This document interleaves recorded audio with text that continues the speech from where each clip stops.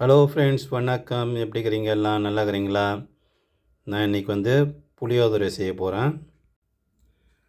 புளியோதரை செய்கிறதுக்கு எலுமிச்சம்பழம் சைஸுக்கு புளி எடுத்துக்கணும். இதை ஒரு 10 நிமிஷம் ஊற வைக்கணும். சுட தண்ணியில் ஊற வச்சுக்கணும். நல்லா கரைச்சிட்டு புளியை வடிகட்டி எடுத்து வச்சுக்கிறேன். புளியோதரைக்கு ஒரு பொடி செய்யணும். அதுக்காக இந்த செலவெல்லாம் தேவை, எடுத்து வச்சுக்கிறேன். 1 டேபிள் ஸ்பூன் கடலைப்பயிறு எடுத்துக்கணும். 1 டேபிள் ஸ்பூன் உளுந்து, 1/4 டீஸ்பூன் வெந்தயம் எடுத்துக்கணும். 2 காஞ்ச மிளகா, 1/4 டீஸ்பூன் மிளகு எடுத்துக்கணும். 1/4 டீஸ்பூன் சீரகம் எடுத்துக்கணும். 1/2 டேபிள் ஸ்பூன் கொத்தமல்லி எடுத்துக்கணும். 1/2 டேபிள் ஸ்பூன் எள்ளு எடுத்துக்கணும். வெள்ளை எள்ளு எடுத்துக்கிறேன் நான். இதெல்லாம் தேவை. இது எல்லாத்தையும் வறுத்துட்டு பொடி பண்ணி எடுத்துக்கலாம்.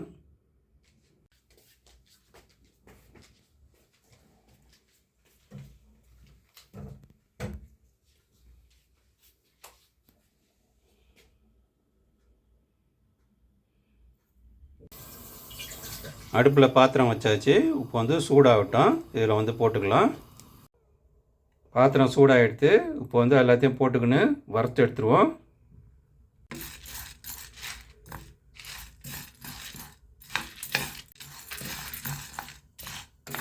அனல் கம்மியாக வச்சு தான் வறுக்கணும்.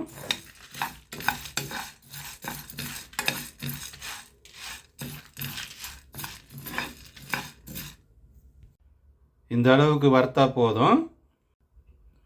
வாசனை நல்லா வருது. அடுப்பை நிறுத்திடலாம். ஆற வச்சுட்டு பொடி பண்ணிக்கலாம். இதை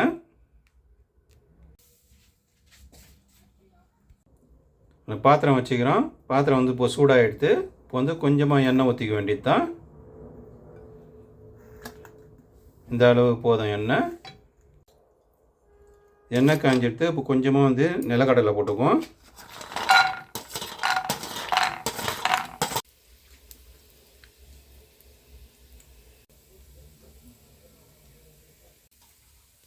அனல் ஸ்லோவாக வச்சு வறுத்துக்குவோம். இது கூட முந்திரி பயிரம் போட்டுக்குவோம்.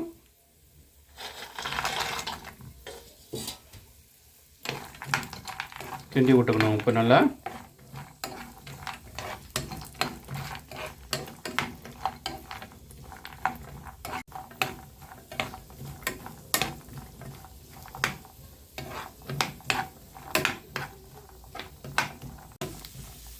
இப்போ இந்த அளவுக்கு வறுத்தா போதும்.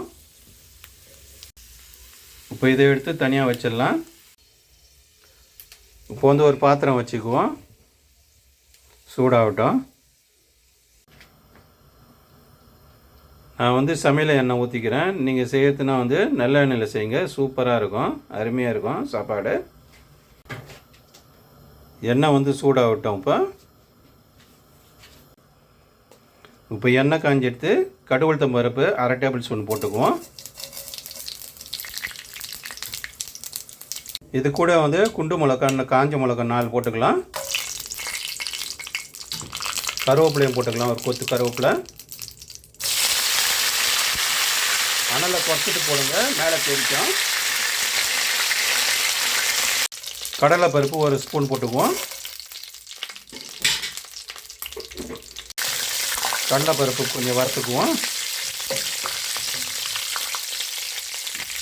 சீரகம் ஒரு 1/4 டேபிள் ஸ்பூன் போட்டுக்குவோம்.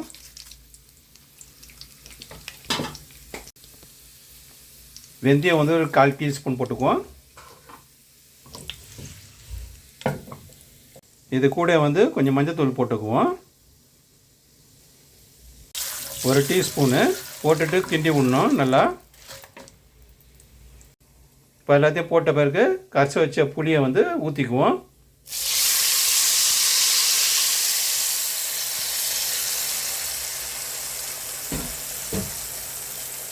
கால் டேபிள் ஸ்பூனு கல் உப்பு போடுறேன். ஏன்னா சாப்பாடில் நான் உப்பு போட்டுக்கிறேன். அதனால் கொஞ்சமாக போடுறேன்.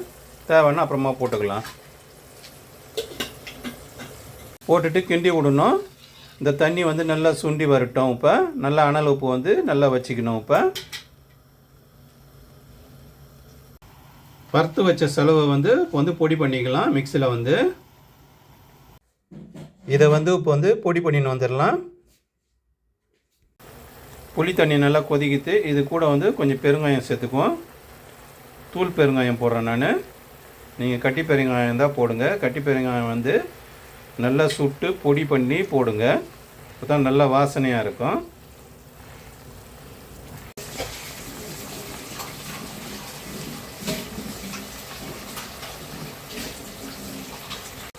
புளி சாதத்துக்கு ஒரு மீன் வறுவல் வச்சு சாப்பிட்டா சூப்பராக இருக்கும். நான் தான் இப்போ செய்ய போகிறேன். ஒரு தவா வச்சுக்கணும். அதில் வந்து இப்போ சூடாகிடுத்து. இப்போ எண்ணெய் ஊற்ற போகிறேன். மீன் வறுக்க போகிறேன் நான். எண்ணெய் ஊற்றுறேன்.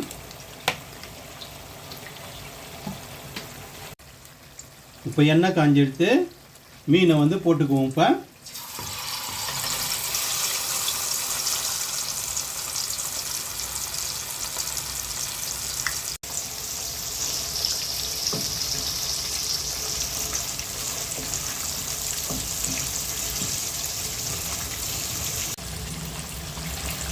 மீனை போட்டுட்டோம்.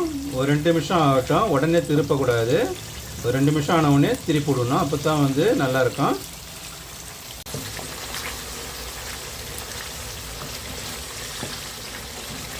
இப்போ எண்ணெய் பிரிஞ்சு மேலே வந்துடுது. இப்போ பொடி பண்ண தூளை வந்து 2 ஸ்பூன் போட்டுக்கலாம்.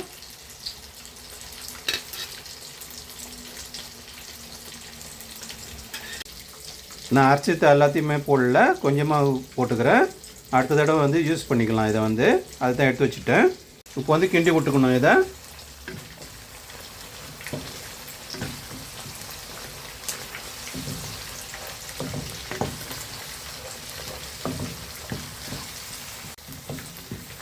பொடி போட்டுட்டு கிண்டி விட்டுட்டு ஒரு 2 நிமிஷம் நிறுத்திடணும். இப்போ நிறுத்திக்கலாம். இப்போ இது வந்து நல்லா ஆறின பிறகு சாப்பாடில் போட்டு கிண்டிக்கலாம். இப்போ வந்து ஆறட்டும். கொஞ்சம் மீனை வந்து திருப்பி விட்டுக்கிறேன்.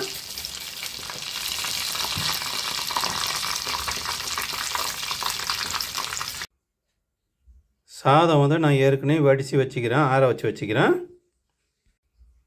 சாதம் வந்து ரொம்ப குழையக்கூடாது.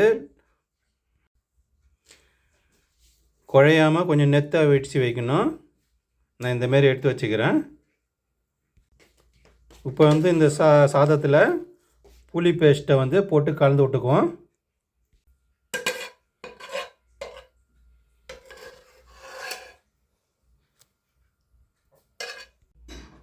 புளி பேஸ்ட்டை போட்டேன். இப்போ வந்து கலந்துட்டு உங்கள்கிட்ட காமிக்கிறேன்.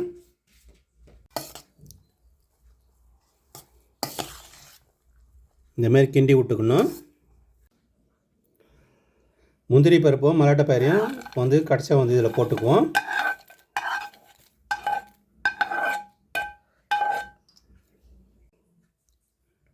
முந்திரி பயிரையும் மலாட்டை பயிரையும் வந்து கடைசியாக போட்டால் தான் நல்லாயிருக்கும். போட்டு கிண்டி விட்டுக்குவோம்.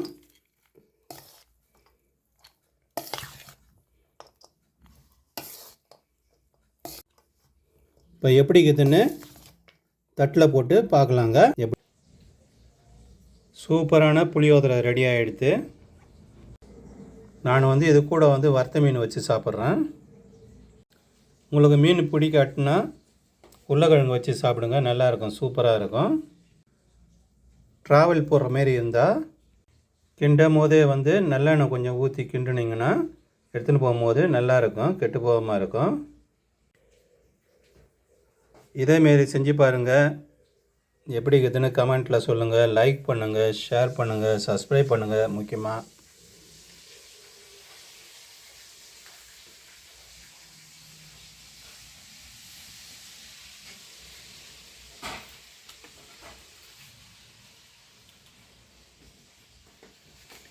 bon appétit.